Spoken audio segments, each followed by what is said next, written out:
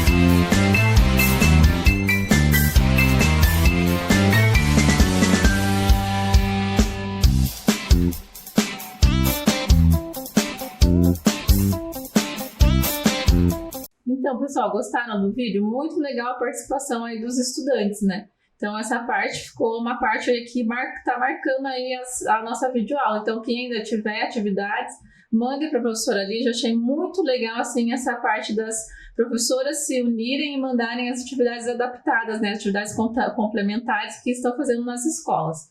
E agora, pessoal, nós vamos relembrar um pouquinho da última aula, né? Que a gente conheceu o professor Marcelo aí, ó. Então a gente conheceu o que é um pedólogo, que é a pessoa que estuda o solo. Ele falou bastante com a gente, explicando sobre os tipos de solo. Falou também do aquele fenômeno que acontece da vossoroca, que é a erosão, né? Quando os pingos de água, ou tem esse outro tipo de erosão também, pelo vento.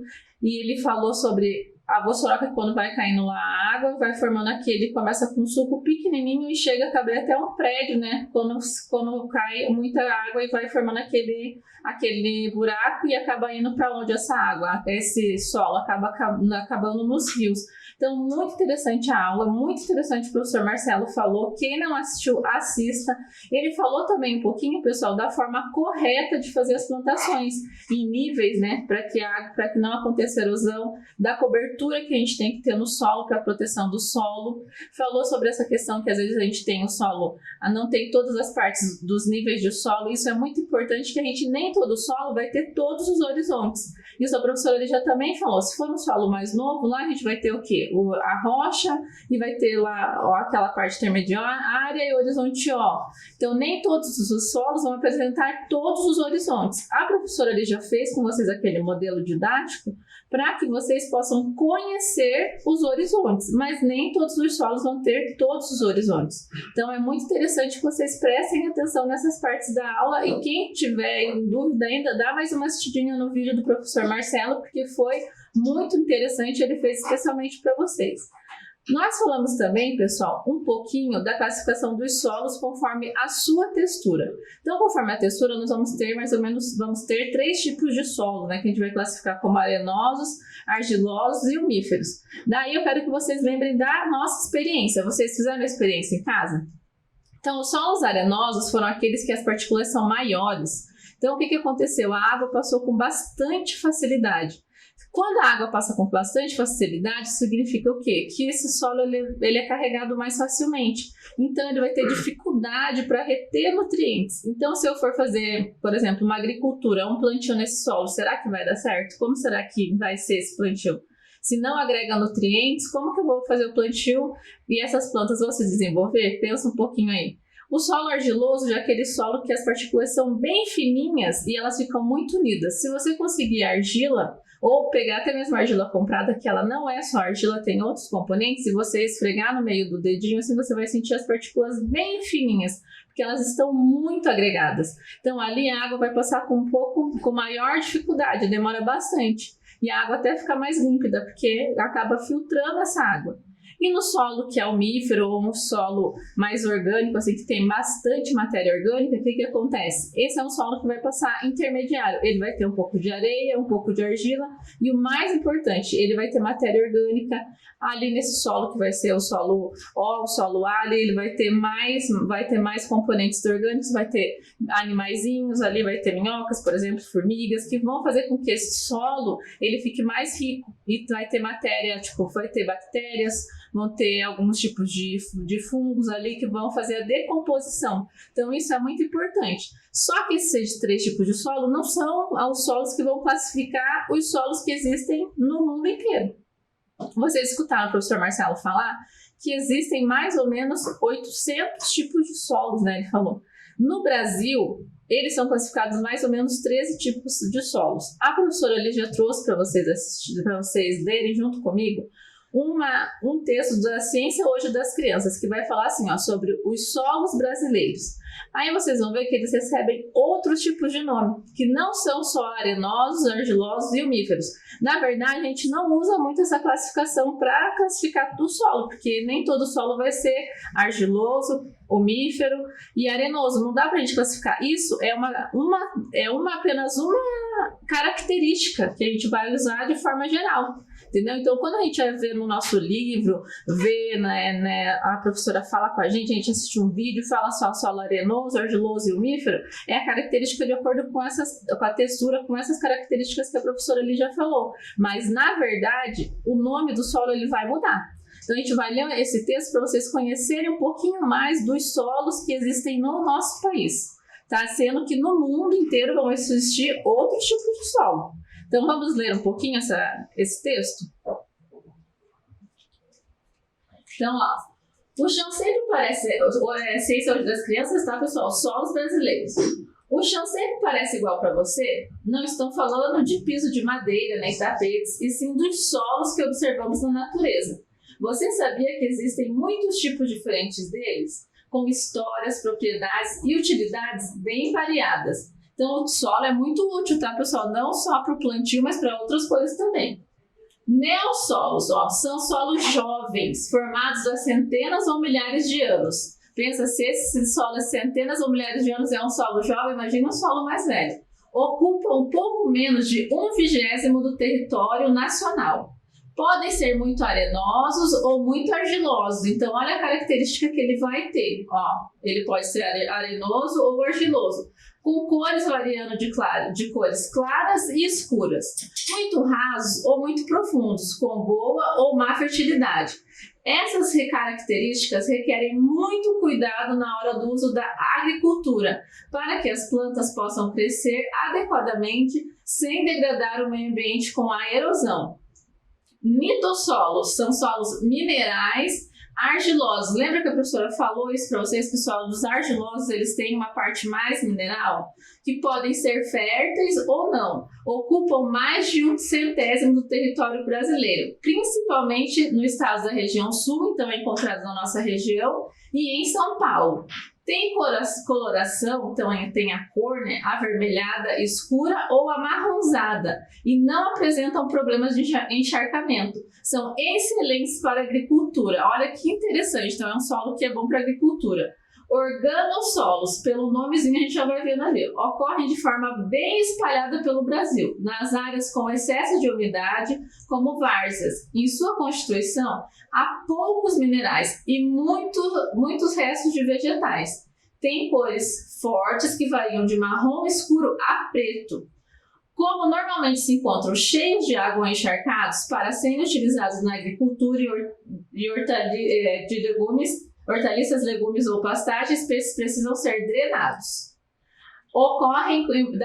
Planossolos ocorrem em maior quantidade na área do Rio Grande do Sul, do Pantanal e da região Nordeste. Olha como esse solo é variado, gente. De coloração clara, tem a camada de cima mais arenosa e a camadas inferiores mais argilosas, o que pode dificultar a infiltração da água da chuva. São encontradas em áreas de relevo plano e suave ondulado. Para serem cultivados, é preciso utilizar fertilizantes, pois são solos pobres. Daí, ó, plintossolos, solos minerais que ocorrem normalmente em áreas de infiltração de água no solo. A maior parte deles está nas regiões quentes e úmidas, como o estado do Maranhão, Tocantins, Pará, na Ilha do Bananal e Goiás, além do Pantanal e do Planalto Central. Podem conter pequenos pedacinhos de solo endurecido, chamados de concreção, usado como material para fazer ruas de terra, bases de estradas. Vertissolos são solos muito ricos em nutrientes, mas apresentam um problema para a agricultura. Após uma chuva, aumentam de tamanho como se inchassem. Quando o solo seca, se contrai e surgem rachaduras que podem quebrar as raízes da planta, prejudicando o crescimento delas. Então, pessoal, a gente viu ali quantos tipos de solo diferentes que tem. Vocês viram no Brasil? É uma variedade enorme de solo. E às vezes esse solo está um pouco na região sul, mas ele também aparece em outra região. Então, esses são os tipos de solo que realmente existem no Brasil. São mais ou menos esses 13 tipos, mas a classificação atual a professora ali já ainda não viu. E eles vão mudando. No mundo inteiro existem outras classificações. Isso vai depender do quê? Da rocha, lembrem lá, da rocha que constitui esse solo, do tempo que ele vai levando, né, para se formar, vai depender do clima, do relevo, da região que ele está. Então a gente não pode esquecer dessas informações. Então, agora, professora, que a gente faz o quê? De acordo com as informações que a gente teve ali no texto, qual é o solo característico do estado do Paraná? Será que vocês vão lembrar? E quais são aquelas características que esse solo apresenta? Então, eu quero que vocês pensem um pouquinho. Então, eu vou deixar uns minutinhos para vocês pensarem. Quando a gente retornar aí desses minutinhos que vocês vão pensar, a professora vai estar na página aqui com a resposta da revista para a gente conferir, se vocês prestarem atenção aí, que solo que é o solo que é mais característico da nossa região. Isso não quer dizer que todo no Paraná, Curitiba, São José, todas as regiões aí do Paraná são frequentes só esse tipo de solo. Não, é uma variedade enorme. Ele é o solo que é mais característico da nossa região. E as características desse solo, combinado?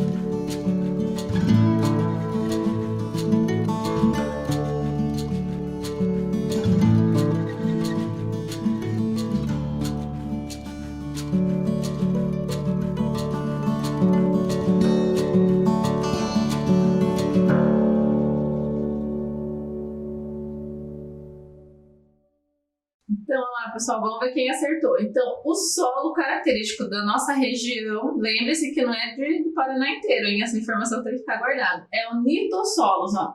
São solos minerais argilosos que podem ser férteis ou não. Ocupam aonde, ó? Estados da região sul e de São Paulo.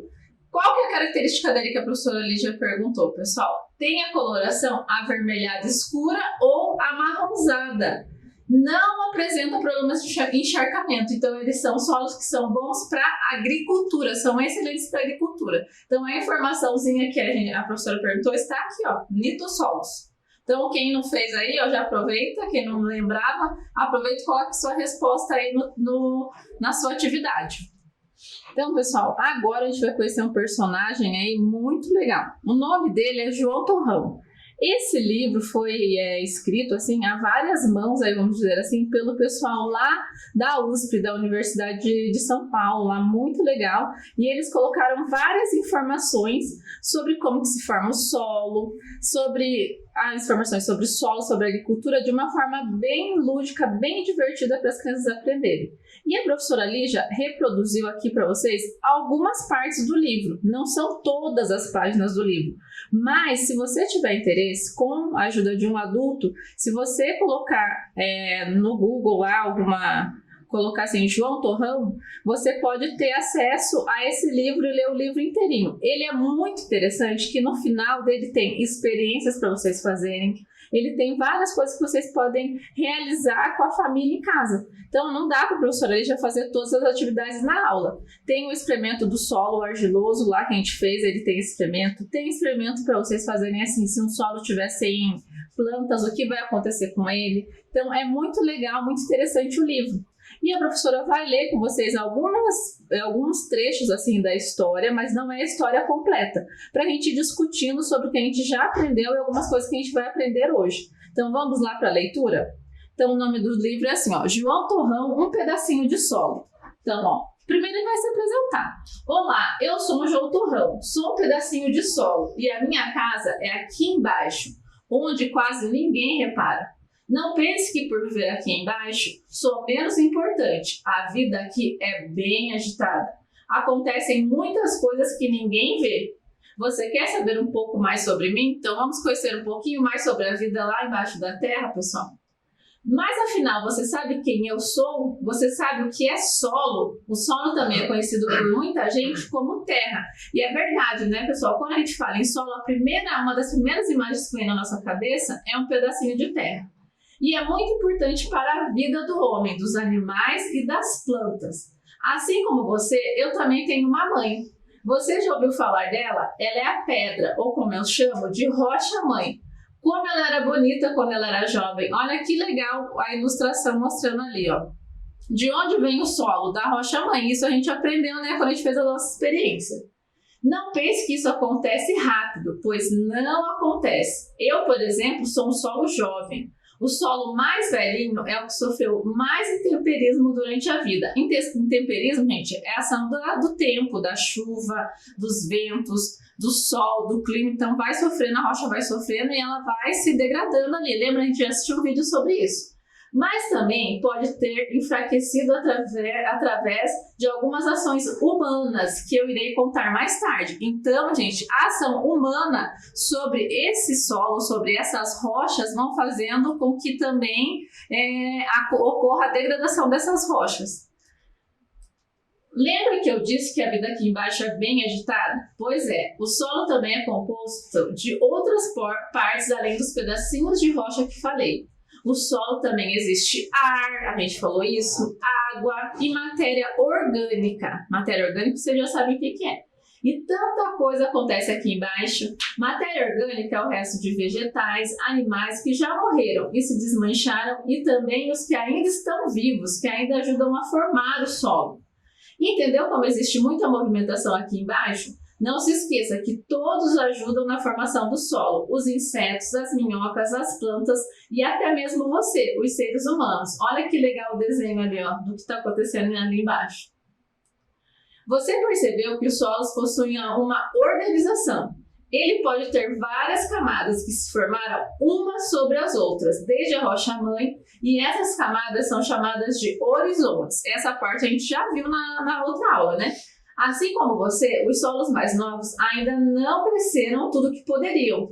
Com o passar do tempo, você vai ficar mais velho. O solo também vai ficar mais velho, pessoal. Então, comparei com você que é pequenininho, como se fosse um solo, só que o solo vai demorar milhões, milhares de anos, né, para se formar um solo mais velho. A gente não demora tanto. Como você já parou para pensar? E nosso solo é importante para a manutenção da vida das pessoas? Será que o solo é importante para a manutenção da nossa vida? Você consegue imaginar como seria a sua vida se não tivesse solo? Olha aqui, ele está imaginando ali como seria a nossa vida se não tivesse solo. Então agora a gente vai parar aqui um minutinho da nossa aula e você vai me responder essa pergunta. Antes de continuar a leitura, como que você imagina, você vai desenhar? Como seria a nossa vida se não tivesse solo? Não tivesse solo no nosso planeta. Como seria a nossa vida? Nós seríamos só seres aquáticos? Nós seríamos só seres que iriam voar? Como seria a nossa vida se não existissem solos? Seriam árvores? Então, vamos parar um minutinho aqui para responder a pergunta do João Torrão. Então, eu vou dar uns minutinhos para vocês responderem essa pergunta. Pode desenhar, tá, pessoal?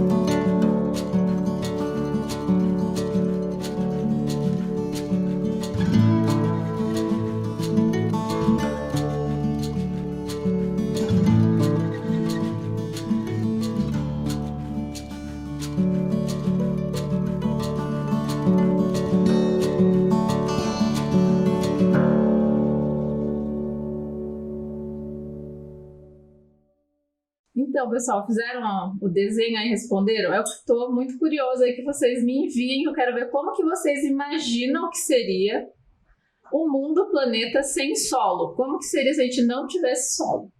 Então, continuando aqui a história, as partes que nos interessam, lá, ó, agora pense um pouco. Você sabe de onde vêm os alimentos que você come todo dia? Será que está relacionado com o solo?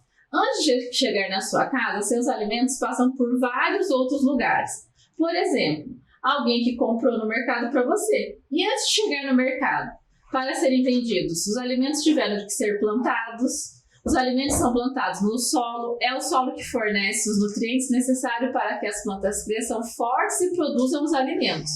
O que mais, pessoal? O solo também fornece alimento para os animais, para vários tipos de animais, que depois vão ser consumidos por nós, né? Além disso, as árvores também crescem no solo, fornecem madeira, que é utilizada para fazer muitas coisas, como, por exemplo, lenha para cozinhar, fazer papel, construir móveis. Então, a professora quer que você pense agora numa outra atividade. Pensar e desenhar em objetos que podem ser produzidos por meio do solo, mas não só esse que o livro falou. Por exemplo, a minha mãe, ela trabalhava quando ela era bem pequena numa olaria. Vocês já ouviram falar numa olaria? Uma olaria é um lugar que fazia, na época, ela fazia tijolos. Então, fazia com que esse tipo de solo mais argiloso, eles faziam tijolos e faziam casas de pau a pique também, que usa tipo uma lama assim para fazer essas casas.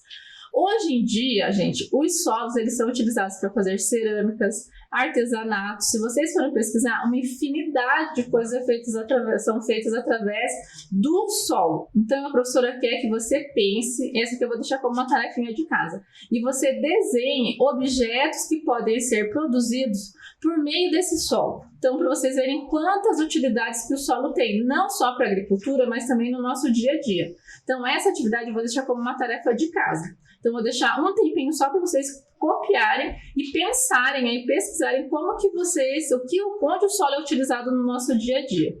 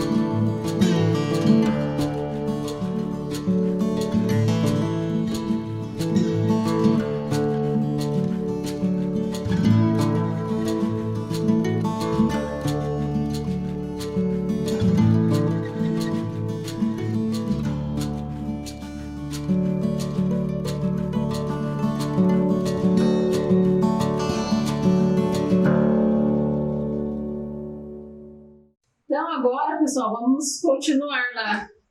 Então, agora que você já sabe um pouco mais sobre solo e sua importância para a manutenção da vida, eu vou lhe mostrar o que acontece se nós esquecemos de cuidar do solo e utilizarmos sem limites, sem cuidados. O que será que acontece, gente? Nas cidades, geralmente, o solo é coberto por asfalto, cimento, calçada. Isso faz com que o solo fique embaixo de uma espécie de capa. Quando chove, essa capa não deixa a água entrar e ser absorvida pelo solo. O solo também sofre com a poluição e as pessoas se esquecem que contaminando o solo podem contaminar suas próprias vidas. No campo, muitas vezes o solo é contaminado pelos agrotóxicos usados pelas grandes indústrias de alimentos. O que é o agrotóxico, pessoal? O agrotóxico é uma substância aplicada nas plantas para que elas não morram facilmente e não sejam comidas por insetos e outros animais. Não se engane, amigo, os agrotóxicos não fazem bem nem para as plantas, nem para os animais, mais que se alimentam das plantas, nem para o solo e nem para o homem. Ele é um produto químico muito forte, que além de contaminar os solos, também contamina os alimentos, as pessoas que comem. O uso de agrotóxico faz com que as plantas e o solo percam nutrientes e as pessoas fiquem doentes. Olha que interessante isso, que importante. E agora que você já aprendeu tudo isso sobre o solo, você entendeu como ele é importante? O solo não é só o chão que você pisa e também não é só sujeira. Ele é importante para a vida do homem, dos animais e das plantas. Mas não se esqueça, se as pessoas não cuidarem do solo, ele pode se acabar. Você me ajuda a contar para todos como é importante cuidar do solo? Então agora a gente tem aí uma missão para cuidar, para ajudar o João Torrão. Para isso, nós vamos fazer, olha só, um mascote do João Torrão. Então, a professora, eu trouxe o meu aqui, ó. O que vai acontecer com ele? A professora usou meia calça, aqui um pouquinho de serragem, e aqui tem sementinhas de alpiste. Quando a gente molhar, vai crescer um cabelinho aqui nele, vai ficar bem legalzinho. Então, a professora trouxe aqui mais ou menos como que é o processo para fazer o João Torrão. Então, para fazer ele, pessoal, a gente vai precisar do quê? De uma meia calça fina. Daí a professora trouxe aqui os outros materiais. Que no caso aqui é a serragem que eu vou pegar e sementinhas de alpiste. Aí a gente vai precisar, se você precisar de cola para colar o olhinho. Se quiser desenhar com canetinha, você pode desenhar com canetinha. Para fazer o olhinho, você não precisa comprar um olhinho, você pode colocar botõezinhos aqui, ó. E um potinho aqui a gente vai usar, pode ser garrafa PET, ou você pode usar um potinho que seja de um iogurte, alguma coisa assim. É só para a hora que você molhar, a água vai escorrer e cair aqui dentro. E você pode pôr areia, ou você pode deixar aqui o potinho água e jogar água fora, porque a gente não pode esquecer que a gente tem dengue por aí, né? Então, eu não posso deixar água parada. Então, a professora vai passar aqui, ó, como que é o procedimento para fazer. Enquanto vocês ficam aqui observando como que é o procedimento, que é o que eu acabei de explicar, a professora vai pegar os outros materiais para a gente já fazer rapidinho aqui nosso mascote.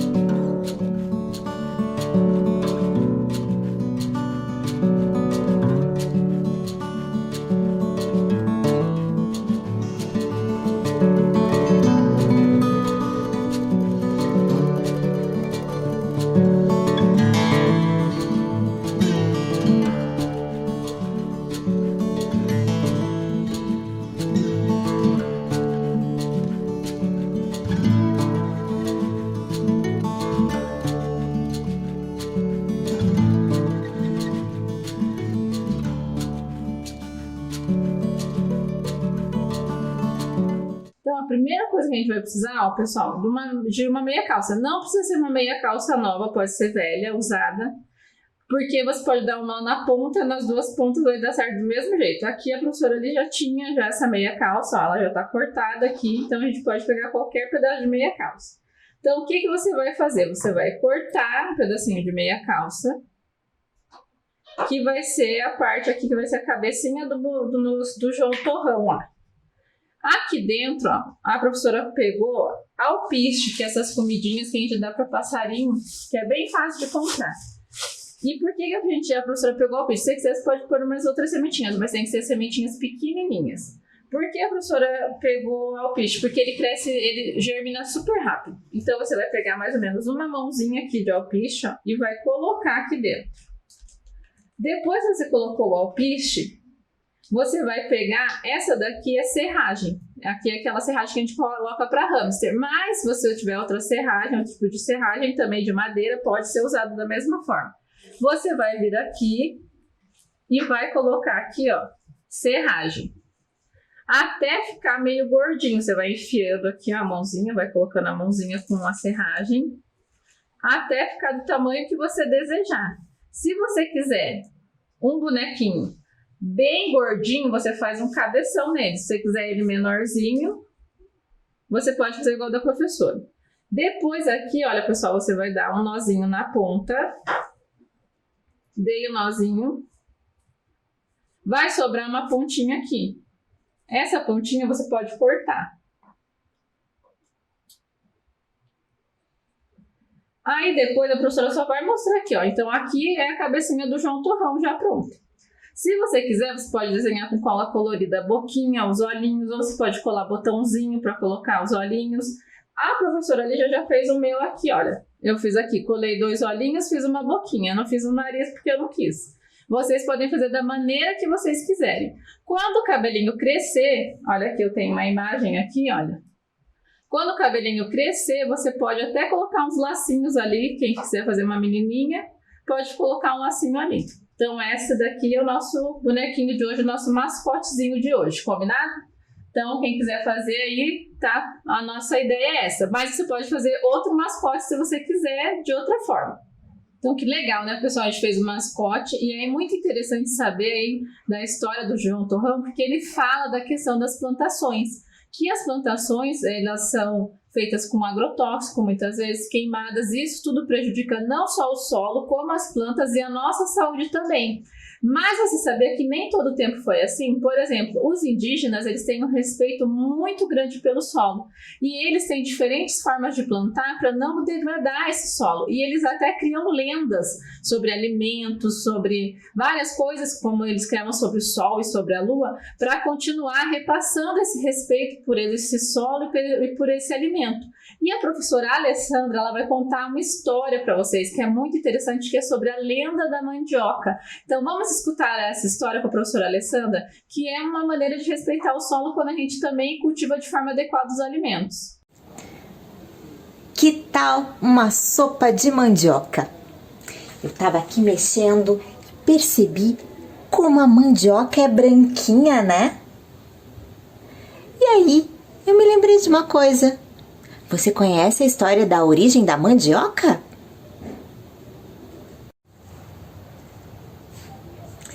Quando eu era criança, minha mãe me contava essa história. E ela me disse que quem contava para ela era a mãe dela. E essa história foi passando então de geração para geração. Mais tarde eu acabei descobrindo que esse é um conto de origem guarani. E é a origem da mandioca. Numa certa tribo indígena, uma jovem, a filha do cacique, ficou grávida.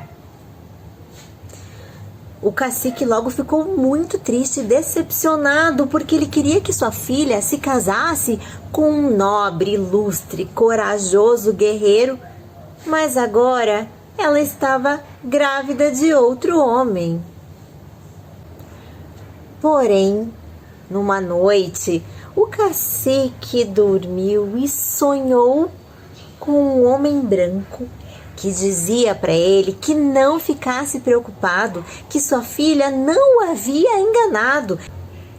E o cacique ficou então mais tranquilo, sabendo que sua filha não o tinha enganado, que aquele cacique voltou a ser feliz, voltou a viver alegremente com sua filha. Passadas-se algumas luas, nasceu a criança que aquela jovem índia estava esperando. E era uma menina muito linda e de pele muito branca. Recebeu o nome de Mani. Mani era adorada por todos da tribo, era uma criança muito alegre e vivia muito feliz. Todos gostavam dela. Acontece que um dia Mani não acordou como de costume. Sua mãe foi desesperada a ver e ela não respirava mais. Atormentada e tristemente abalada, aquela mãe pegou a sua filha Mani e enterrou-a num lugar para poder fazer uma homenagem a ela, numa maloca. Todos os dias, aquela mãe índia regava aquele pedaço de terra no qual havia enterrado sua filha com suas lágrimas. Passado algum tempo, perceberam que uma planta diferente havia nascido ali. Ninguém conhecia aquele tipo de planta. E a jovem índia continuou regando aquela planta com as suas lágrimas. Teve um momento em que Essa índia percebeu que logo em volta dessas plantas, no lugar onde ela havia enterrado sua pobre filhinha Mani, a terra estava rachada. Seu coração ficou surpreso e ela, na esperança de ver a sua filha surgindo novamente dali, começou a cavar. Mas lá ela encontrou outra coisa. A índia cavou, mas no lugar de encontrar a sua filha, o que ela encontrou foram raízes muito grossas,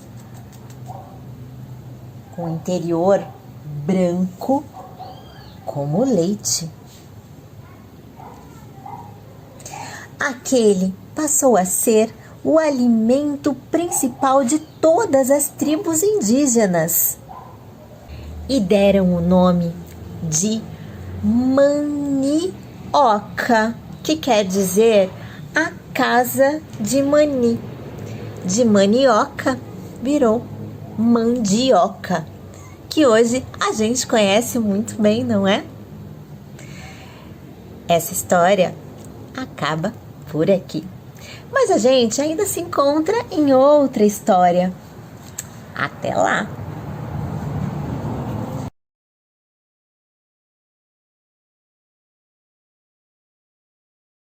Muito legal, muito interessante a história que a professora Alessandra contou, né, pessoal, da lenda da mandioca, né? Muito interessante. Então agora, pessoal, nós vamos acabar nossa aula, porque nosso tempo já acabou. Então deixo um beijão para vocês, cuidem-se bastante aí, usem máscara, evitem sair de casa e até a próxima aula.